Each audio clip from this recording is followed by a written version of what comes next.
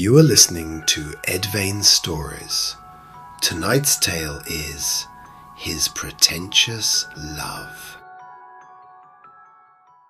In Streindarke, love was not forbidden, it was improved. Albrecht Baus learned that distinction early, long before the Hall of Concordance ever placed a seal in his hand. Even then, the city taught him that affection left to itself grew wild, unmanageable, and prone to error. Streindarke did not crush love, nothing of the sort. It corrected it. Every morning, Albrecht crossed the bridge to the inner wards, alongside others who had also learned where to place their feet. Lamps shone at regulated intervals, products of alchemical design. The light was consistent and predictable, because nothing in Streindarke flickered unless it was meant to. The Hall of Concordance rose from the street like a monument to function.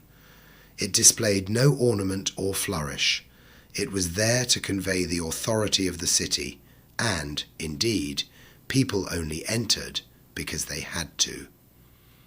Albrecht took his place at the desk he had occupied for 13 years.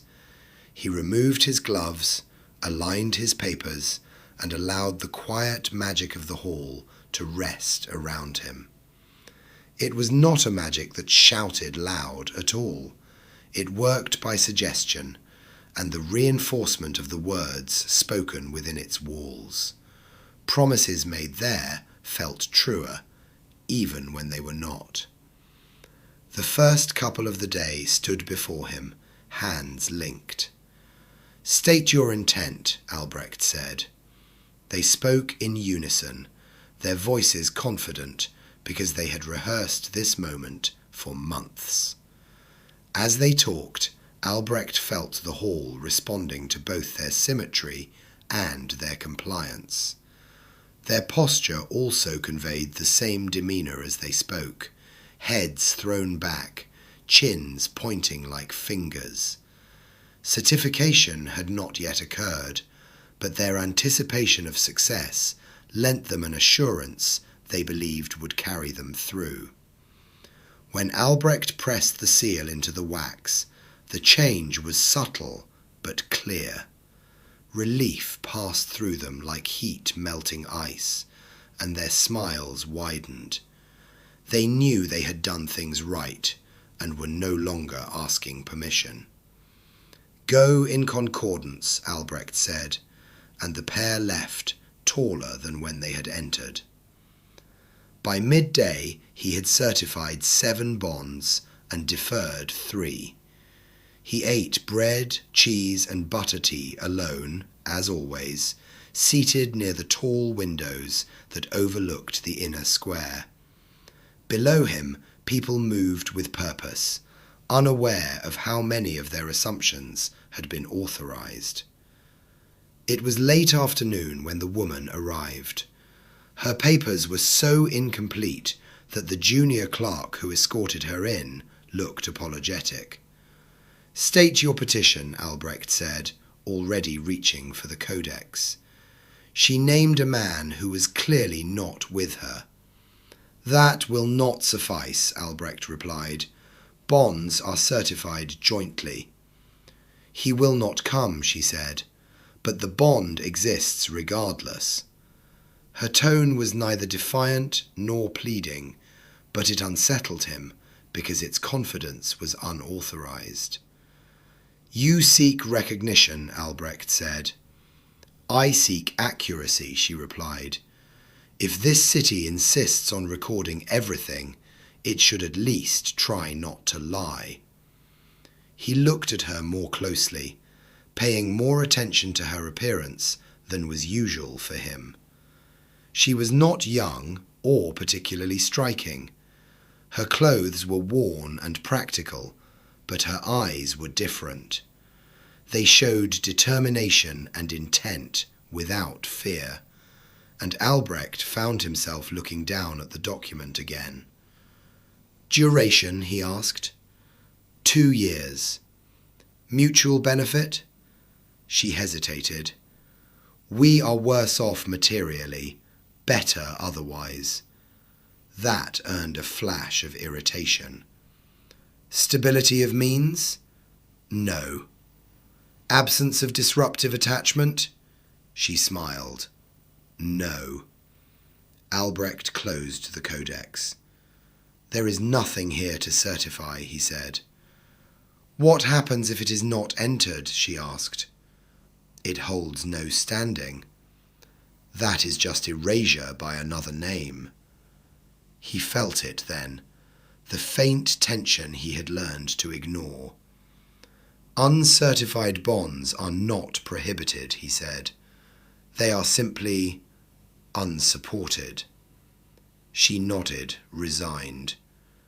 Then I understand, she said. You will do nothing.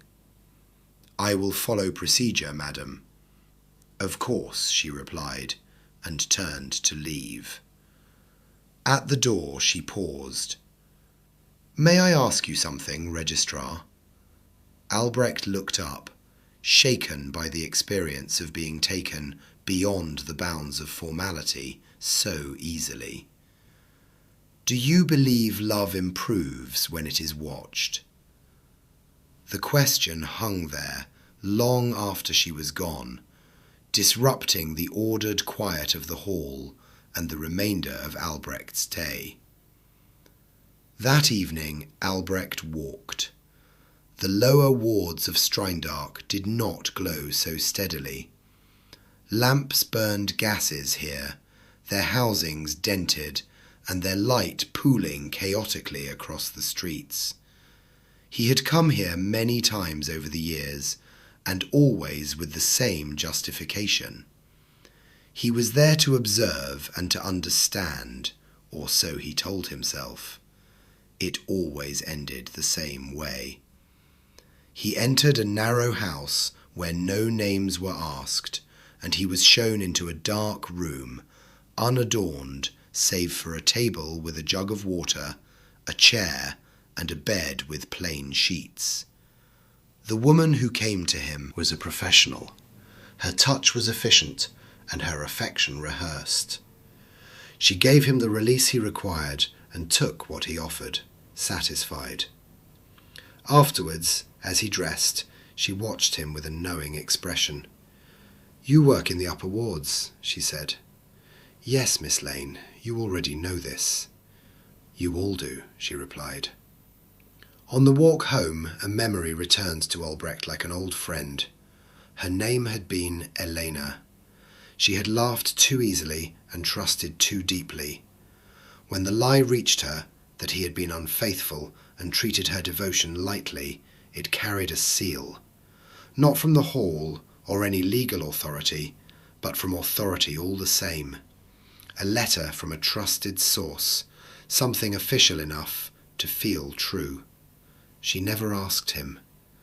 When he found her, hanging there, the room was neat, deliberately arranged to leave no disruption behind, because the city had taught her that matters recorded were more important than matters spoken.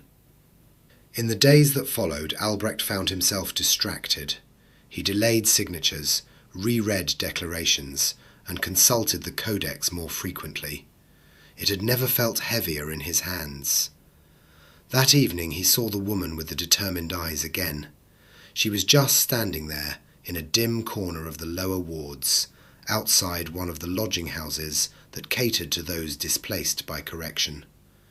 She looked a little lost, but, with it, more guarded. She saw Albrecht and recognized him. You followed me, she said. No, absolutely not, he replied.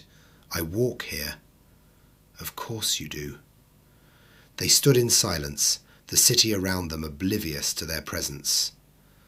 Aren't you worried they might notice us, Mr. Baus? She said. Visibility is a kind of crime here. I could leave, he said. She smiled.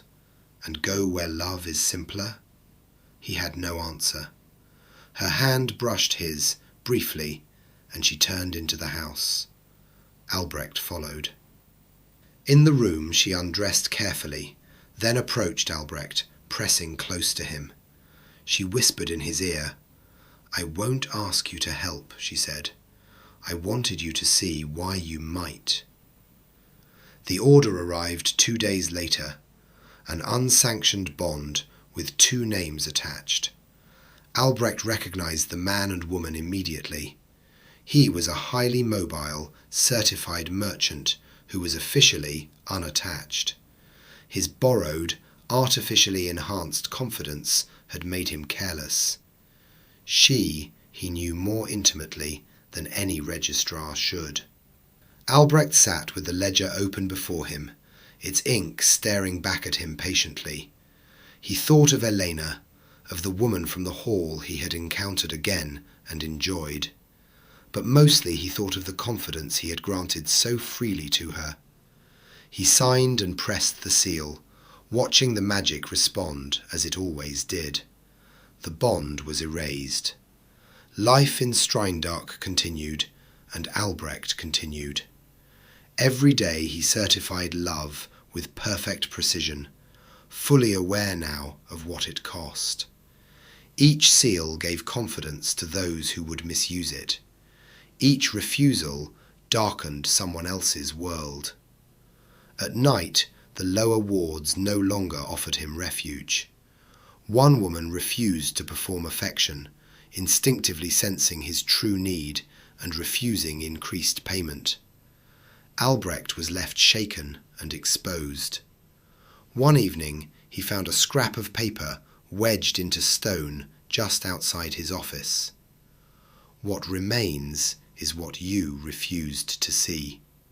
He returned home, opened a blank page, and wrote without seal or witness, but it changed nothing. Streindarke did not require his belief, only his function. So Albrecht Baus continued, certifying love in a city that had perfected its lies. His own pretentious love filed neatly among them. Another dark entry, signed and sealed every day. That was His Pretentious Love by Jonathan B. Edvane. Discover more at edvanestories.com.